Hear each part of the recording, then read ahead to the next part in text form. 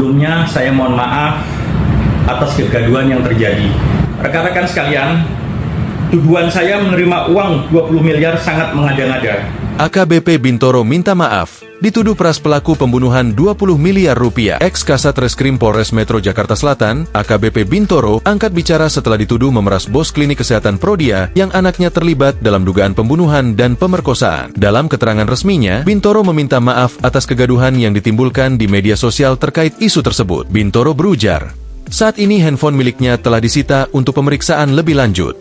Saat ini, Bintoro masih berada di Propam Polda Metro Jaya. Rekan-rekan sekalian, tuduhan saya menerima uang 20 miliar sangat mengada-ngada.